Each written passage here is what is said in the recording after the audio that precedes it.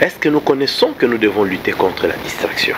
Savons-nous que c'est possible de lutter contre la distraction? Savons-nous les méfaits de la distraction? Jeunes Africains, nous devons absolument comprendre ce qu'il nous faut constamment lutter contre cette distraction qui s'est installée dans la jeunesse africaine et surtout la distraction qui provient plus des adultes. De cela même que l'Afrique devait compter sur.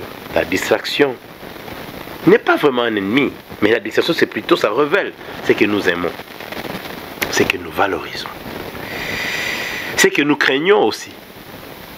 La distraction s'est installée beaucoup plus dans la jeunesse africaine, qui aujourd'hui n'a plus de repères. Et surtout, je parle plus de la jeunesse africaine, la jeunesse congolaise. Les réseaux sociaux, partout où je passe, TikTok, Facebook, Twitter et tout à la fois. Les informations tendent tout simplement, le message c'est tout simplement vers la distraction. Les gens se donnent le plaisir de se plaire sur les choses sérieuses de leur pays, les choses, là où la jeunesse devait s'asseoir, il n'est pas là. Là où la jeunesse congolaise devait être, il n'est pas là. Jeunesse, réveillez-vous. Nous devons lutter contre cette distraction. La distraction, c'est une disposition déjà de l'étourdissement. C'est-à-dire, c'est quelqu'un qui est là assis à ne rien penser, il se fait plaisir. Danser, c'est bien. Mais quand toute la journée, vous ne faites que danser et chanter, évidemment, rappelez-vous toujours la cigale et la fourmi de Jean La Fontaine. Quand lui chantait et dansait, l'autre était en train de prévoir ce qui pourrait arriver demain. Aujourd'hui, en République démocratique du Congo, quand je dis à la distraction, bien sûr, la distraction a commencé il y a longtemps. Et quand on a entretenu trop la distraction, ce qui se passe, c'est quoi? C'est qu'on s'éloigne des réalités, les réalités de son pays. Ce qui fait que quand vous êtes dans un groupe WhatsApp des Congolais, il n'y a que des gens qui discutent entre eux, les gens qui s'invectivent, les gens qui s'insultent, les gens qui luttent contre eux-mêmes. Et là, vous trouvez des jeunes. Moi, je pense que c'est un vieux qui doit se distraire. Il a le temps, il a travaillé il y a longtemps. Combien de fois on est venu nous tirer l'oreille par des présidents européens partout au monde, nous tirer l'oreille de nous dire chaque fois, hey, réveillez-vous. Je me rappelle du dernier passage de Macron quand il dit, vous n'avez pas été capable. Il parle de la jeunesse, il ne parle pas de ces autorités-là. Jeunesse, réveillez-vous. La République démocratique du Congo, plus de 100 millions d'habitants. On nous dit c'est plus de 60%, je ne sais pas vraiment les statistiques, de jeunes. De jeunes sont dans la chanson, je suis Gaulois, je suis... l'autre là c'est qui encore? Warrior. Tout simplement ça. Vous trouverez des jeunes en train de se battre, en train de tuer. Et entre-temps, le destin de leur pays qui devait être entre leurs mains est entre le vieux, le grand frère.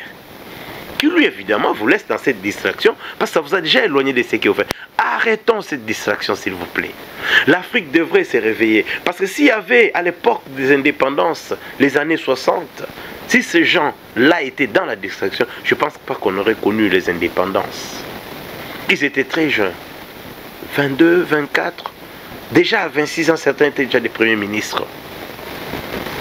C'est la jeunesse qui doit prendre le pouvoir. Tout le monde applaudit le président burkinabé, le capitaine, je crois, Ibrahim. On applaudit. Oui, parce qu'il a tenu un discours jeune, fort.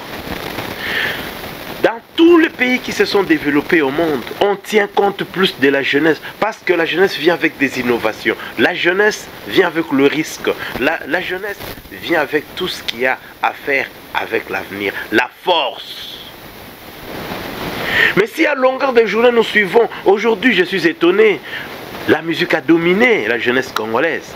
Et ça m'étonne d'ailleurs quand tout le monde se dit la culture congolaise se meurt quand les musiciens ne jouent pas en Europe. Oh, c'est notre culture.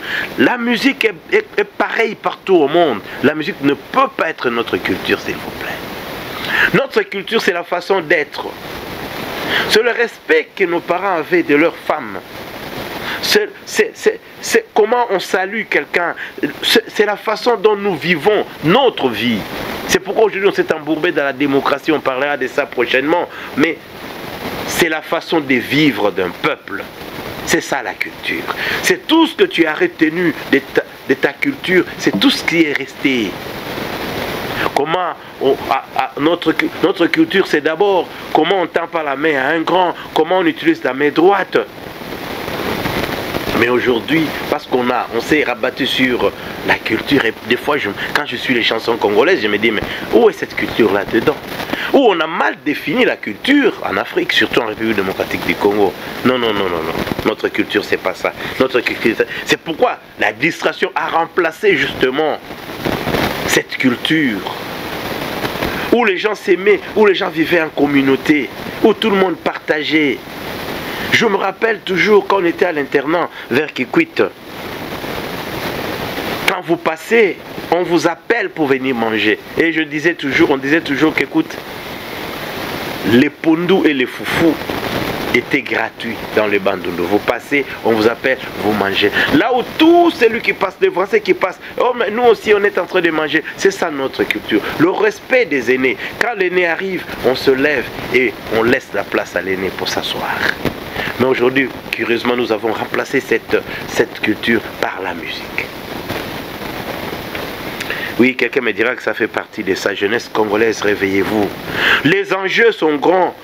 Quel pays on vous laissera? Nous, les aînés, nous sommes partis. Moi, personnellement, je me considère déjà parti. Mais nous devons laisser quelque chose dans la jeunesse. Il faut dire à la jeunesse, écoute, réveillez-vous. S'il vous plaît, la jeunesse congolaise, réveillez-vous. Oui, il n'y a pas d'opportunité. Moi, je dis toujours, quand il y a l'opportunité, jeunesse, saisissez-la. Quand il n'y a pas, créez-en. Nous sommes loin des réalités du Congo. Les gens se battent, de jeunes de 19, 20, 22 ans sont sur Internet en train de s'insulter entre eux. Ce qui est curieux, entre eux, s'il vous plaît. C'est là où il y a la distraction. Là où il y a la distraction, vous trouverez le bon nombre de jeunes Congolais en train de passer leur temps. J'étais ahuri quand je suis passé à Kinshasa, quand presque les avenues, il y a des bars, le bruit sonore est impossible. Les gens boivent de lundi à dimanche. Et ça, c'est chaque jour. Vous verrez une église où les gens sont à l'intérieur en train de chanter, mais il y a le haut-parleur dehors pour déranger, pour donner la distraction à ceux-là qui passent, qui ne peuvent plus réfléchir. Les enfants ne peuvent plus faire leurs devoirs à la maison tranquillement parce qu'à la fenêtre, il y a une église qui ne cesse de chanter, qui ne cesse de faire du bruit. La distraction a dominé notre société. Il faut qu'il y ait une jeunesse consciente, une jeunesse qui ne pense pas que c'est fini. C'est seulement aller remplir les stades. On dit bravo, tel a rempli, tel n'a pas rempli. Tel... Mais est-ce que tu penses de ce que tu deviendras demain? Aujourd'hui, on a dévié cette jeunesse. Nous devons aider cette jeunesse à se réveiller. La jeunesse congolaise doit se réveiller. La distraction ne valorise pas. Maintenant, la grande question, comment sortir de cette distraction?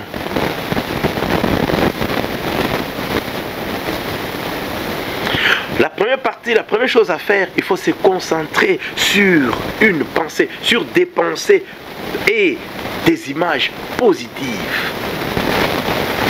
Il faut s'asseoir sur soi-même en train de se poser la question, est-ce que j'ai 19 ans, j'ai 17 ans, qu'est-ce que j'ai toujours voulu devenir? Si dans mon pays ça ne va pas, qu'est-ce qu'il faut que je fasse pour que ça puisse aller? Il y a des jeunes qui doivent se sacrifier. Oui, c'est bien d'applaudir d'autres jeunes. Comment vous pouvez vous imaginer? Vous avez des premiers ministres, vous avez des présidents, vous avez des ministres qui ont dépassé l'âge de 60 ans. Ils sont toujours là. Ils réfléchissent presque plus. Que fait la jeunesse? Pourquoi la jeunesse doit suivre encore, la jeunesse congolaise doit suivre encore cette vieille classe politique, excusez-moi? La distraction s'est installée. Il faut toujours faire un effort de ne pas laisser une place à à l'angoisse et au stress en se faisant une image positive de soi.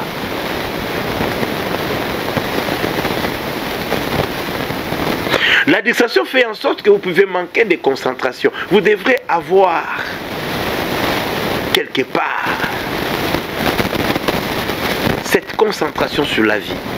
On ne peut pas se concentrer quand on boit beaucoup d'alcool, quand on prend l'alcool à longueur de journée, la semaine. On ne peut pas quand on a toujours des chansons, quand vous chantez, vous dansez chaque matin, quand vous entendez tous ces bruits. Le bruit même de l'église, sonore impossible.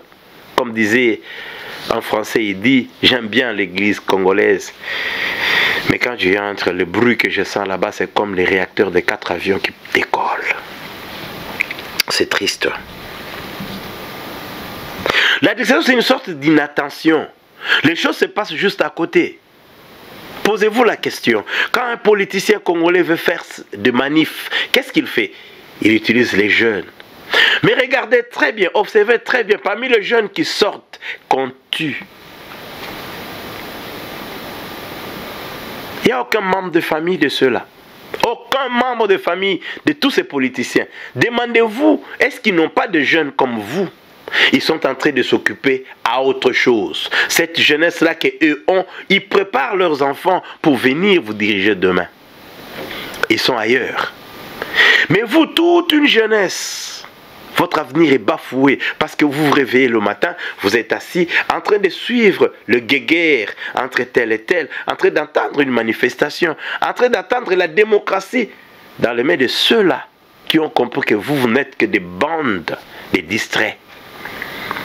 Un pays riche, avec des minerais, avec tout, avec l'eau et tout. Et les jeunes sont en train de se poser des questions sur Internet. C'est invectivé sur Internet. Oh non, il n'y a pas d'eau potable. Tel dit, oh le président n'a pas fait ceci. Oh le gouvernement. Mais toi tu es jeune. Tu dois te battre pour ton avenir. Vous êtes la masse. Vous êtes le plus nombreux. Garçons, filles, vous devez quitter cette distraction. Toute cette danse inutile, toute cette musique inutile, plutôt, et tout ce qui entoure. Le bruit que vous avez chaque matin, la boisson chaque matin, réfléchissez sur votre avenir. Vous partez dans un concert, vous voyez des jeunes, leurs enfants, en train de distribuer des billets des banques. Et vous êtes là, c'est vous dire, wow, vous les appelez des grands prêtres. Et effectivement, vous êtes dans la distraction, mais eux sont en train de travailler. Jeunesse, vous pouvez transformer votre vie. Moi, je me rappelle toujours, mon père me disait toujours, il est fils d'un pauvre. Mais si vous avez grandi comme vous êtes aujourd'hui, j'ai dû me battre. J'ai quitté mon village à 14 ans. Quelle force! Jusqu'à arriver à Kinshasa. Pour vous donner la vie que vous avez. Vous n'avez pas d'excuses. Parce que moi, je l'ai fait. Et je vous ai amené à ce stage. Et aujourd'hui, vous devez, vous, aller plus loin que moi. Mon père a fait 120 pays. Ce qui n'est pas facile pour nous autres. Mais, tout ça, pourquoi la jeunesse ne sait pas s'épanouir? Parce qu'il est berné dans la distraction. La distraction, c'est très, très, très dangereuse. Ça fait disparaître, ça crée la diversion, ça fait disparaître le penser pour ce qui est important.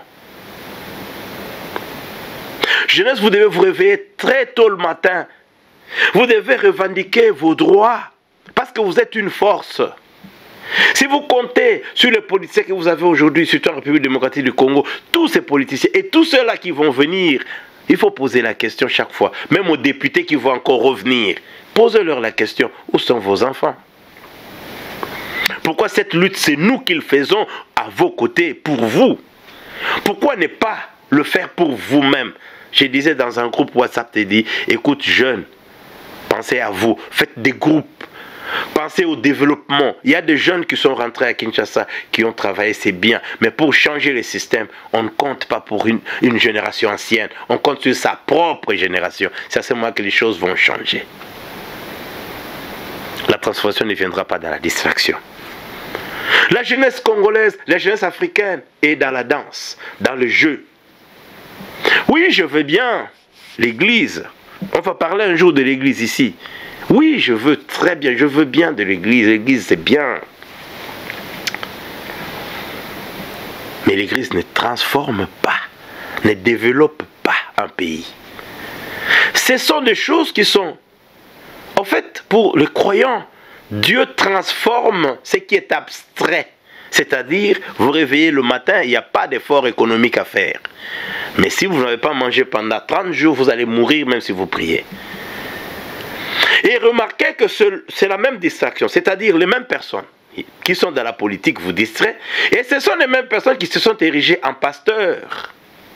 Ça, c'est encore un autre sujet.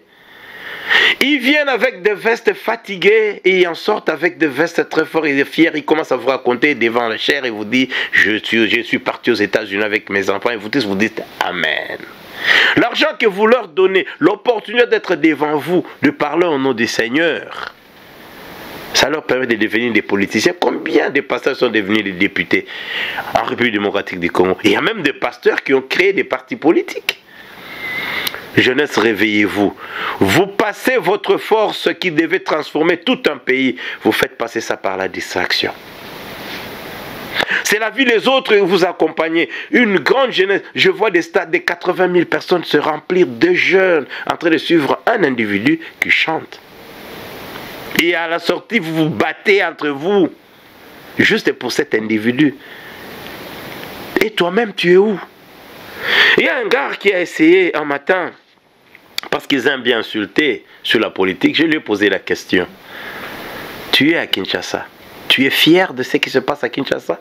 Tu es fier de ce banditisme? Est-ce que tu te poses la question d'où est venu ce banditisme? Banditisme plutôt. Tu ne te poses pas la question. Alors jeunesse, réveillez-vous. Jeunesse congolaise, c'est à vous. Le destin est entre votre main. Et si vous laissez ça entre les mains des politiciens aujourd'hui ou d'hier, qui ne sont pas de votre génération, je suis sûr que vous n'allez pleurer que pour vous-même. Réveillez-vous. Réveillez-vous. Sortez de cette distraction. La vie, c'est matériel. La vie n'est pas abstraite, c'est matériel. Celui qui ne travaille pas ne mange pas non plus. La cigale y a chanté. Tout le monde va se rappeler de ça. Jeunesse, réveillez-vous.